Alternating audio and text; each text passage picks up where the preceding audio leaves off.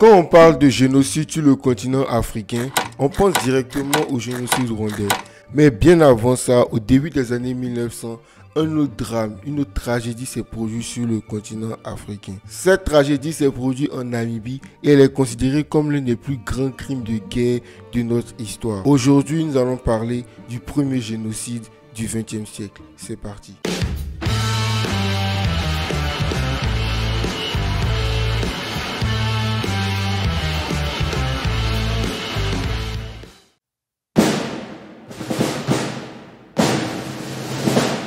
La Namibie est un pays d'Afrique australe qui fait frontière avec l'Angola, l'Afrique du Sud et le Botswana. Au 19e siècle, plusieurs tribus, plusieurs groupes ethniques peuplent ce territoire-là. On peut compter les San, les Damara, les Orlan, les Herero et les Nama. Les deux derniers vont être ceux qui vont nous intéresser dans cette vidéo.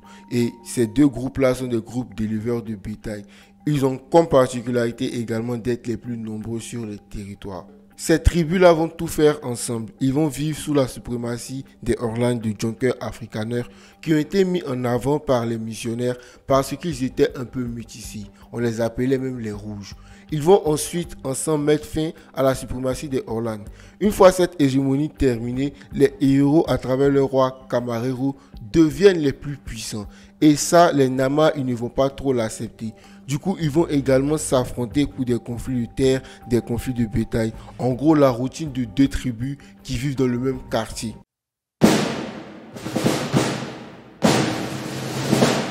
Tout ça reste quand même mineur jusqu'au début des années 1880 où l'histoire du pays va prendre une autre tournure. Première chose, un certain Hendrik Witbooi va réussir à rassembler les clans Nama et les Orlan qu'ils avaient battus dans le sud du pays, donc dans le sud de la Namibie.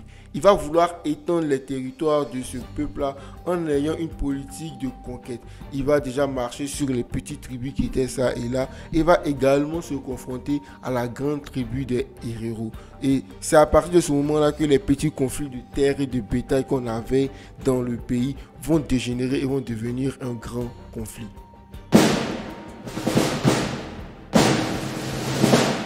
Dans le même temps, de l'autre côté du monde, le partage de l'Afrique se prépare.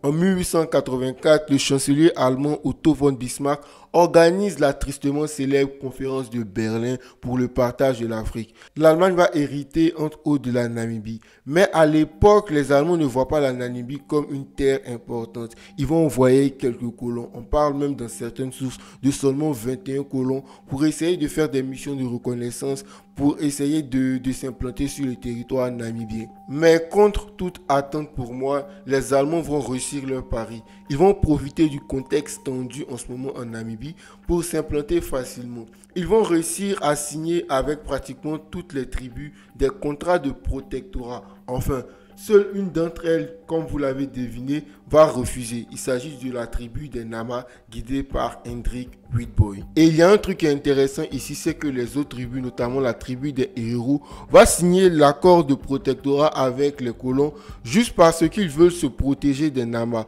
En fait, ils espèrent que les colons vont empêcher les Nama de les attaquer et ils vont espérer aussi que les colons vont les aider à étendre leur territoire. Et donc, le roi Kamarero va signer des accords de protectorat avec Göring.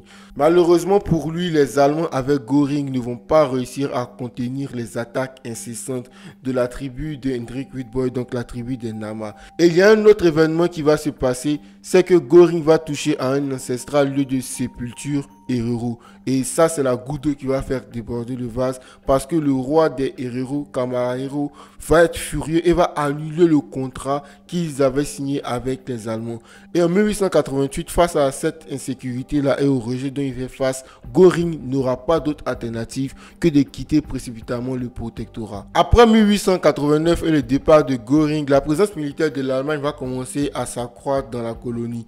En 1893, le chancelier allemand de l'époque va proclamer le sud-ouest africain, qui est la Namibie, une colonie de peuplement. En fait, cette décision ne sera pas que motivée par le fait qu'ils veulent coloniser complètement la Namibie, mais c'est également motivé par le fait qu'ils vont découvrir du diamant et d'autres minéraux dans le pays. Donc ça va faire que le pays va devenir plus attractif aux yeux des colons. En novembre de la même année, l'empereur de l'Allemagne va nommer au poste de gouverneur un certain von François là, quand il va arriver, il va considérer Hendrik Witbooi avec dédain. Il va le considérer comme un adversaire facile à vaincre. Et ça va être une grave erreur. Pour lui, ses prédécesseurs avaient fait preuve de faiblesse dans leur relation avec le chef des Nama et pour lui, ils avaient fait trop de concessions. Donc lui, il a dit qu'il ne veut pas essayer de négocier avec lui. Lui veut en découdre rapidement avec Witbooi et soumettre le clan des Nama. Mais il y a plusieurs éléments que ce von François ne va pas prendre en compte et qui vont faire que sa mission va échouer également.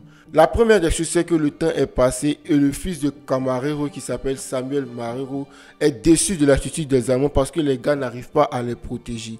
Et il y a un autre élément, c'est qu'arrivé à un certain moment, le chef des Nama et le chef des Herero vont se rendre compte que pendant qu'ils sont en train de se battre, eh bien, le nombre d'Allemands qu'il y a sur leur territoire continue d'évoluer. Je rappelle, l'empereur a déclaré que la Namibie est un territoire de peuplement et donc les Allemands commencent à affluer sur le territoire et ils vont se rendre compte qu'en fait la colonisation n'est pas un si bon truc et pendant qu'ils se battent, et bien leur terre commence à être prise et du coup ils vont désormais décider de s'allier pour combattre la colonisation. Et comme je l'ai dit, von François a dit que lui n'est pas là pour négocier, son objectif est de vraiment soumettre les Nama et du coup il va lancer une attaque dans la nuit du 12 avril 1893, une attaque surprise sur le camp de Witbooi et ces troupes allemandes vont massacrer pas moins de 75 femmes et enfants.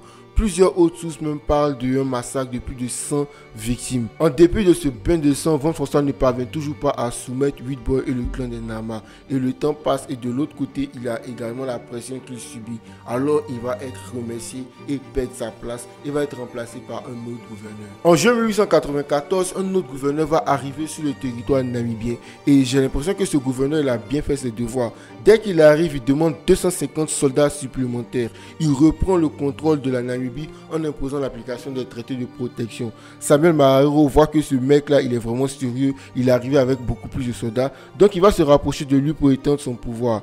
Donc, avec cette armée énergie, il va réussir à vaincre les Nama. Et il va les vaincre parce qu'en fait, les Nama vont arriver à court de munitions. Ils vont faire une longue bataille de 13 jours contre les Allemands qui sont en plus grand nombre maintenant. Ils n'étaient pas autant avant l'arrivée de Lodwig et il va réussir à combattre les Nama et va les défaire. Donc les Nama n'auront pas d'autre choix que de signer le traité de protection. Durant les 10 années qui vont suivre, la colonisation va être mise en place de manière stricte au niveau de l'agriculture, de l'élevage, de l'exploitation minière. Vraiment, les colons vont vraiment s'en donner à plein joie. Mais malgré tout ça, ils vont continuer à commettre des exactions sur le territoire namibien. Ils vont même imiter la signature de certains chefs Herero pour essayer de voler leurs terres. Ils vont commettre des viols, ils vont tuer des gens. Franchement, ils vont s'en donner à plein joie. Et arrivé à un certain moment, les Herero vont décider de se révolter. Et c'est là que leur situation va s'empirer définitivement.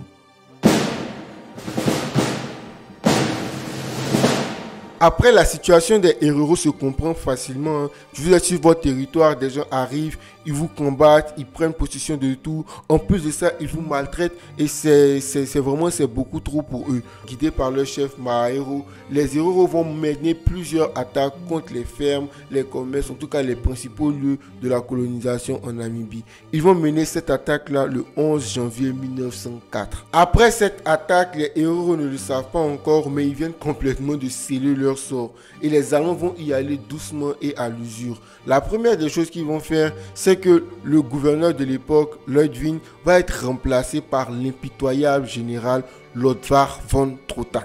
Ce monsieur-là, il est vraiment pénible et il est vraiment dangereux. Son surnom, c'est le requin. Déjà, vous vous souvenez de Lodwig qui est venu et a demandé 250 hommes. Et bien, lui, il va arriver, il va demander 15 000 hommes. En fait, lui, on l'a fait venir pour mater la rébellion. De son point de vue, la guerre avec les héros est inévitable et va permettre l'accomplissement de la domination des Blancs dans la colonie. En fait, il faut comprendre la manière de penser des colons allemands à l'époque. Pour eux, ils sont supérieurs à la race noire. Et donc, dans les colonies et en Allemagne, ils vont vraiment essayer de faire régner ce prisme-là. C'est ce qui va être utilisé comme propagande. Nous sommes supérieurs aux Noirs, nous sommes supérieurs aux Noirs. Et ils vont utiliser ça pour vraiment vraiment motiver leurs soldats pour aller commettre ces actions. Quand les héros vont apprendre qu'un nouveau général va arriver, ils vont aller se réunir sur un plateau qui est appelé le plateau de Waterberg. Et pour eux, le nouveau général va arriver, il va essayer de négocier avec eux. Et c'est là qu'ils se sont trompés. Le nouveau général n'a aucune intention de négocier et du coup, il va décider d'encercler les héros sur ce plateau-là. Il va les encercler sans laisser aucune sortie possible. Enfin, si la seule sortie qu'il va laisser, c'est une sortie qui conduit directement dans les déserts. Et il va demander à ses soldats de ne pas faire de prisonniers.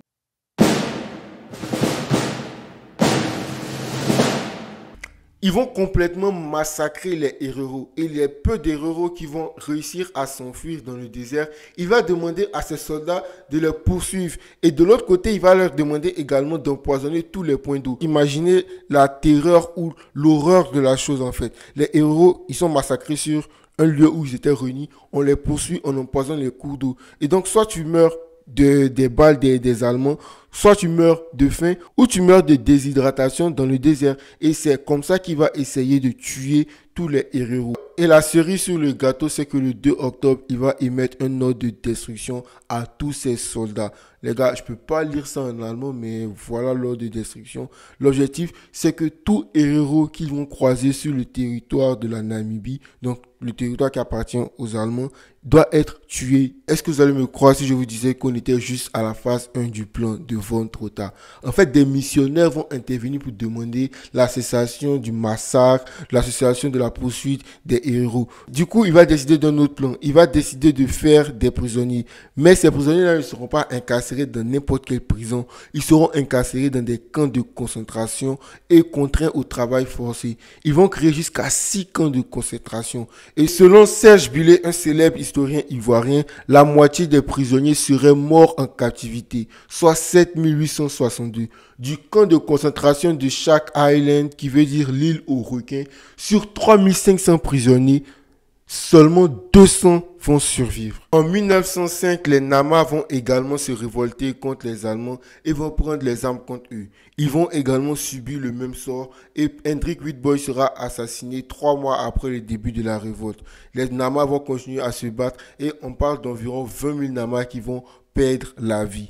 Ils vont également être envoyés dans des camps de concentration pour rejoindre les héros et vont être exterminés par le travail, comme l'a déjà fait les Allemands avec les héros. Les massacres vont continuer jusqu'à 1908. Et là, on va décompter entre 80% du peuple héros et 50% du peuple des Nama qui vont perdre la vie. En plus de cela, les Allemands vont se donner à pleine joie pour réaliser plusieurs expériences inhumaines sur le crâne des héros et des Nama qui vont perdre la vie. Le génocide des héros et des Nama a finalement été reconnu 100 ans après par l'Allemagne. Ce génocide montre l'horreur de la colonisation et les nombreux crimes qui ont été commis. Parmi ces crimes-là, certains n'ont jamais été révélés et aujourd'hui, c'était l'occasion pour moi de parler d'un crime de guerre qui est pour moi horrible et absolument inhumain. Aujourd'hui, les héros essaient de se reconstruire, même si leur démographie a fortement été impactée par ce génocide-là. Un fait marquant pour montrer que les Allemands avaient effectué des atroces expériences sur le corps des héros et des Nama, c'est que le futur professeur du docteur Joseph Mengele, qui avait pratiqué ces expériences-là sur les corps des Juifs dans le camp de Auschwitz, a été vu sur le site en Namibie. Si comme moi vous vous demandez mais où était le monde entier pendant que tout ça se passait, eh bien il y a plusieurs raisons qui expliquent qu'il n'y a pas eu d'action. La première, c'est que l'information n'était pas aussi disponible que maintenant. Donc les gens ne pouvaient pas forcément savoir ce qui se passait de l'autre côté du monde. La deuxième chose, c'est que malgré que certaines presses ont essayé de mettre en avant ce qui se passait en Namibie, eh bien elles ont été tuées dans l'œuf. La propagande coloniale était déjà forte et en plus de cela, c'était vraiment difficile de croire que ces atrocités-là pouvaient se passer. Et c'était pas que l'Allemagne qui faisait ça également. Il y avait plusieurs autres pays qui avaient utilisé la méthode des camps de concentration ou la méthode de mater des rébellions. L'Angleterre en a fait autant dans un pays pas loin. Et ça, on en reviendra dessus sûrement. Merci à vous d'avoir suivi cette histoire. On se donne rendez-vous très prochainement pour une autre histoire. Dites-moi en commentaire que vous avez une histoire que vous aimeriez que j'aborde dans les prochaines vidéos. Merci d'avoir suivi Ryan News and Perspective.